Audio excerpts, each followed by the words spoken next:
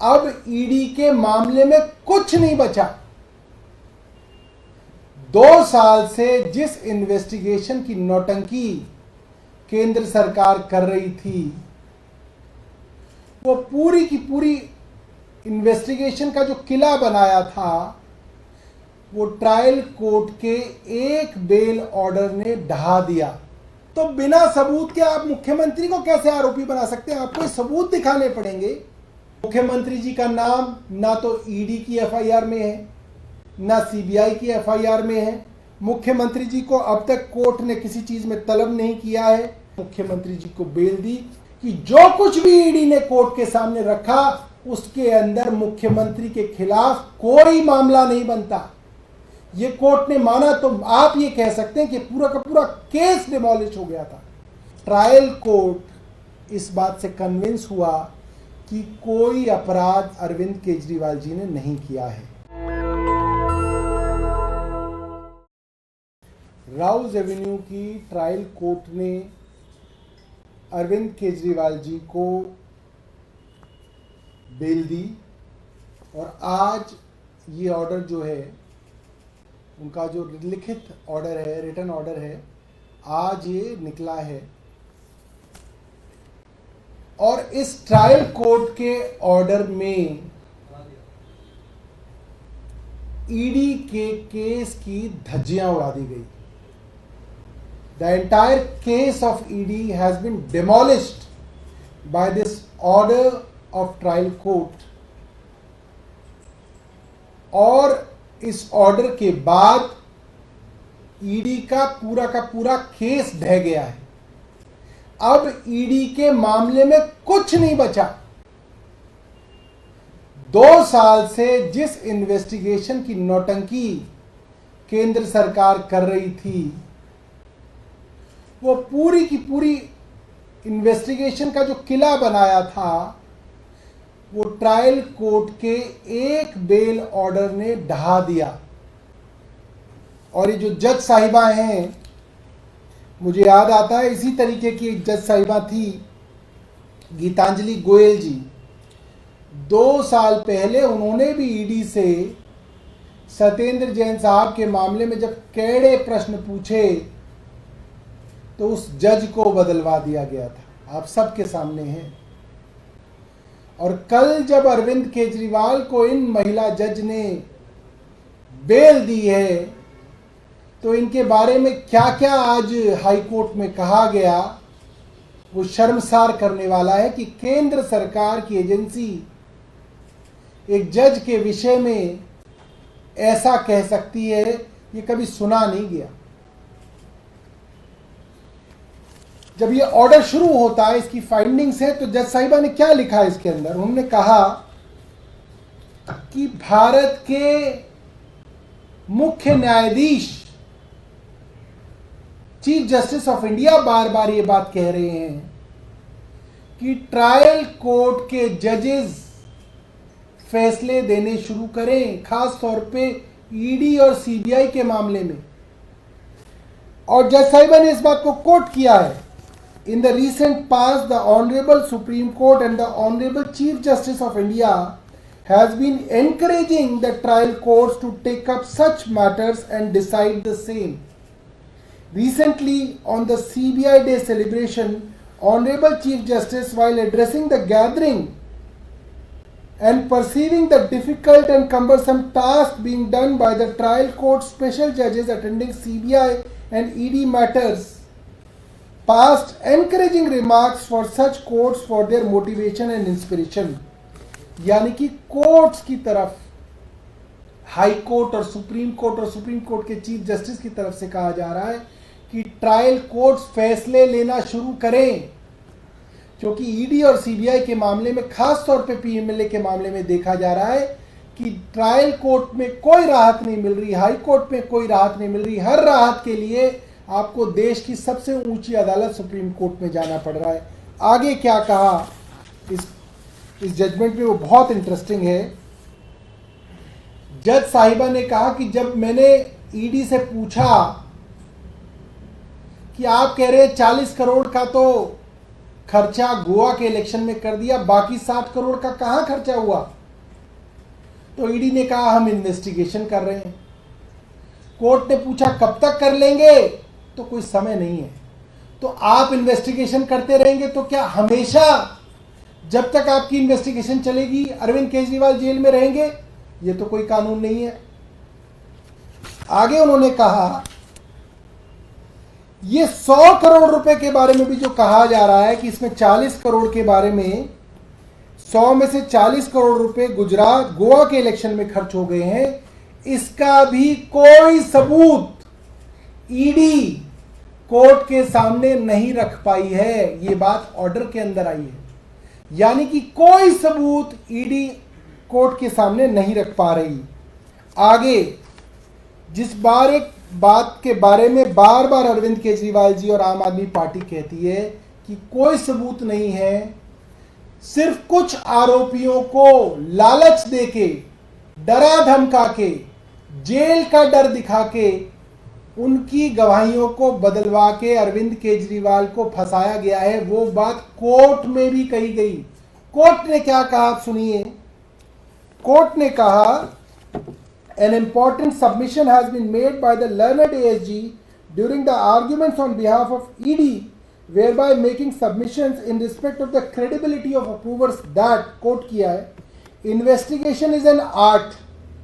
Sometimes one accused is given a lollipop of bail and pardon and induced with some assurance to make them tell the story behind the offense. आगे court कहती है the court has to take a pause to consider this argument, which is not a portable submission that investigation is an art, because if it is so, then any person can be implicated and put behind bars by artistically procuring the material against him after artistically avoiding and withdrawing exculpatory material on record. This very scenario constrains the court to draw an inference against the investigating agency that it is not acting without bias. ये बहुत बड़ी और damaging statement है देश की सबसे बड़ी agency ED के बारे में। क्या कहा कोर्ट ने? ईडी का वकील कोर्ट में कह रहा है कि साहब हमको किसी से गवाही लेनी है तो उसको कोई लॉलीपॉप तो देनी पड़ेगी कि तुमको हम छोड़ देंगे, तुमको हम जेल में नहीं भेजेंगे, उसको हम लालच देंगे।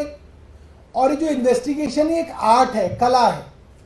तो कोर्ट ने उस कला के ऊपर टिप्पणी की, ये कला मुझसे हजम नहीं हुई। ऐसे तो कोई भी कलाकार कला के माध्यम से किसी भी आदमी को जेल में डाल सकता है, ये कोर्ट ने कहा। कोर्ट ने कहा ये कैसी कला है जिसके अंदर आप अपनी मर्जी से कोई स्टेटमेंट मानेंगे और कोई स्टेटमेंट छोड़ देंगे, और किसी भी बेगुनाह आदमी को आप किसी दूसरे आदमी को लालच देके, डर दिखा के जेल में डाल देंगे। ये कानून संगत नहीं है। ये कोर्ट ने अपने ऑर्डर में लिखा है पैराग्राफ नंबर 28 में। इसके बाद कोर्ट ने क्या कहा? कोर्ट ने कहा कि कहते हैं कि हमको चैट मिल गई, एक आदमी के पास 1 करोड़ रुपए मिल गए और उस आदमी की मुख्यमंत्री से चैट मिल गई। बस इतना ही बताती है ईडी, इतना ही टीवी में चलाया जाता है। मुख्यमंत्री और हवाला, एक आदमी के पास 1 करोड़ रुपए मिले, उनकी चैट मिल गई, सबूत मिल गए। क्या चैट है? उसने मुख्यमंत्री को हैप्पी बर्थडे कहा, मुख्यमंत्री ने थैंक यू कहा। भैया हजारों लाखों लोग मुख्यमंत्री को जानते हैं, हजारों लोग मुख्यमंत्री को हैप्पी बर्थडे विश करते होंगे, हजारों लोगों को थैंक यू कहा जाता है। सिर्फ ये चैट है, कोई उसके आगे नहीं, कोई उसके पीछे नहीं, कोई लेना नहीं, कोई देना नहीं। सिर्फ ये चैट की happy birthday sir, thank you. इस चैट को ईडी दिखाती है, अखबारों में छपवाती है, टीवी में प्लांट करती है। नहीं नहीं नहीं, हमारे पास चैट है, हमारे पास सबूत है। और इसके बारे में भी कोर्ट ने कहा कि अगर कोई आरोपी है और उसको मुख्यमंत्री जानते हैं, एक्वेंटेंस है, तो बिना सबूत के आप मुख्यमंत्री को कैसे आरोपी बना सकते हैं? आपको सबूत दिखाने पड़ेंगे कि इस लेन देन के अंदर मुख्यमंत्री का कोई लेना देना है। इस लेन देन में मुख्यमंत्री किसी तरीके से कनेक्टेड है, इस तरीके से आप किसी को आरोपी नहीं बना सकते। ये बात कोर्ट ने अपने इस ऑर्डर में कही। It may be possible that some known persons of the applicant यानी कि मुख्यमंत्री are having involvement in an offence or being known to a third person involved in an offence, but ED has failed to give any direct evidence against the applicant in respect of the proceeds of crime। यानी कि कोई direct evidence मुख्यमंत्री जी के खिलाफ ED के पास नहीं है। इसके बाद अगले पैराग्राफ के अंदर कहती है ED, on the other hand, court कहती है, on the other hand ED is silent of certain issues raised by the applicant, such as he was not named in CBI case or in ECIR.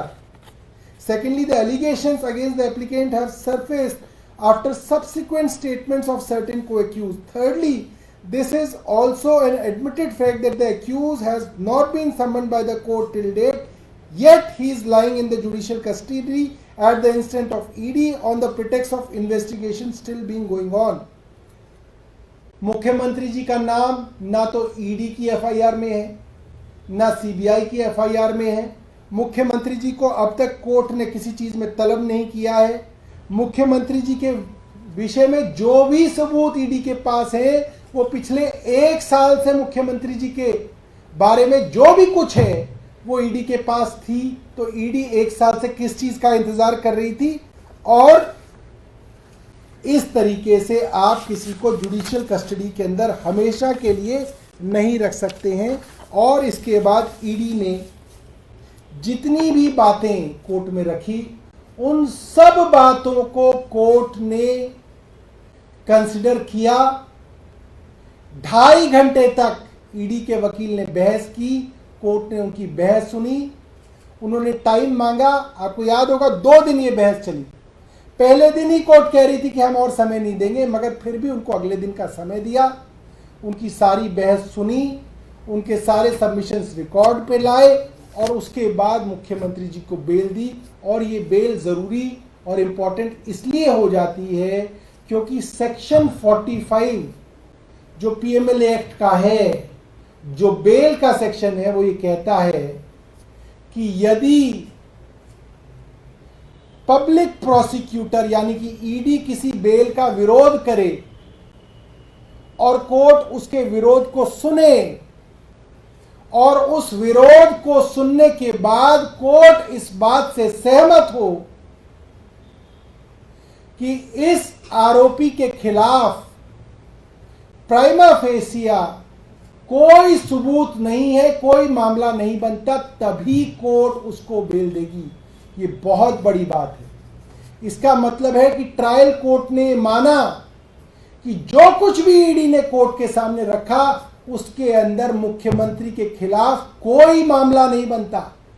ये court ने माना तो आप ये कह सकते हैं कि पूरा का पूरा केस डिमोलिश हो गया था, पूरा का पूरा केस खत्म हो गया था। इसीलिए पैनिक में, उतावलेपन में, बौखलाहट में सुबह सुबह ईडी और केंद्र सरकार के सबसे बड़े वकील कोर्ट में गए। और मैं हैरान हूं कि जब तक कोर्ट का ऑर्डर नहीं आया था तभी हाई कोर्ट ने कैसे कह दिया कि उनकी जो जमानत है उसके ऊपर रोक लगा दी जाए। ये कभी सुनने वाली बात नहीं है, ये कभी सुना नहीं गया, कभी इस तरीके का कोई मामला सामने आया नहीं कि बिना ऑर्डर आए एक कोर्ट ने ऑर्डर के ऊपर स्टे लगा दिया। मैं एक बार आपको सेक्शन 45 पढ़ के सुना देता हूं।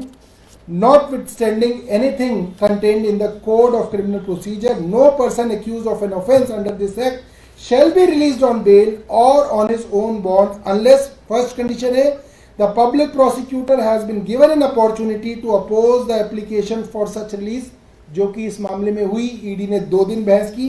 दूसरी condition, where the public prosecutor opposes the application, the court is satisfied that there are reasonable grounds for believing that he is not guilty of such offence and that he is